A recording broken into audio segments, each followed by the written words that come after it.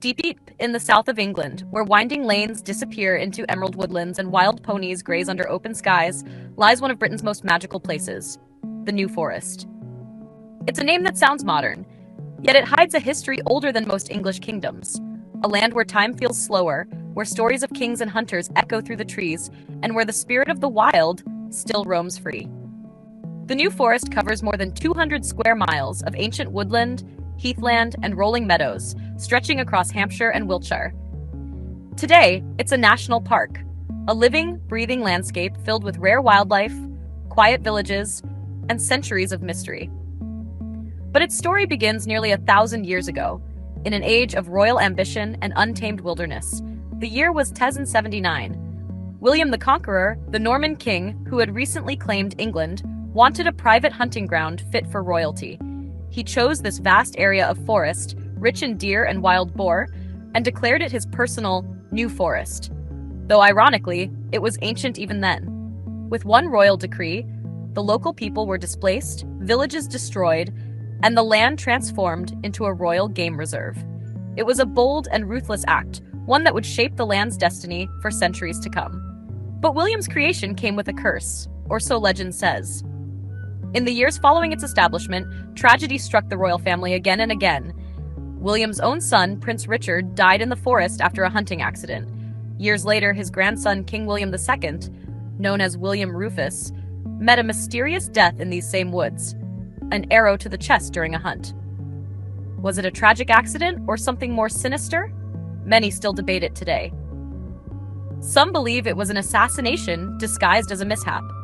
The very spot where the king fell is now marked by the Rufus Stone, a silent reminder of the forest's dark and fateful past. From that moment on, the New Forest took on an air of mystery, a place where royal power, nature, and superstition intertwined. Over the centuries, it evolved from a hunting ground into a thriving ecosystem, home to some of the oldest trees in Britain. Ancient oaks, beeches, and yews rise like guardians of time, their twisted trunks holding secrets of centuries gone by. Many of these trees are over 500 years old, their roots tangled deep in history.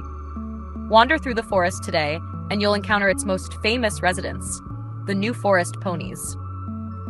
These small, sturdy horses roam freely, descendants of breeds that have lived here for over 1,000 years. They're semi-wild, but incredibly gentle, often seen grazing by the roadside or drinking from forest streams. Each year, they're rounded up by local agisters, traditional keepers who ensure the animals are healthy and cared for. The ponies are the very symbol of the forest's wild freedom, living proof that nature still rules here. But ponies aren't the only creatures to call this place home. Deer roam quietly through the woodlands, foxes dart across the heaths, and rare birds like the woodlark and nightjar fill the air with song. The New Forest is also home to ancient wetlands, bogs, and streams that support a delicate balance of life found nowhere else in England. It's a haven for wildlife lovers, photographers, and anyone seeking a glimpse of raw, untouched beauty. Beyond its natural wonders, the forest is dotted with quaint villages and historic inns, each with stories to tell. The village of Lyndhurst serves as the unofficial capital of the New Forest, a charming town lined with Victorian architecture and cozy tea rooms. It's also home to the New Forest Heritage Center, where visitors can trace the park's long and fascinating history. A few miles away lies Beaulieu, a name that instantly conjures images of grandeur. Here, the Beaulieu estate and palace house have stood for centuries, owned by the Montagu family since the 16th century. The estate is home to the world-famous National Motor Museum, where hundreds of historic cars, from early steam engines to Formula One machines, are displayed. Yet, even amid all this modern brilliance, the surrounding estate still carries the peace of the forest, as if time itself moves at a gentler pace here. Another gem is Brockenhurst, often described as one of England's most beautiful villages. Ponies and donkeys wander freely down its lanes, unbothered by passing cars.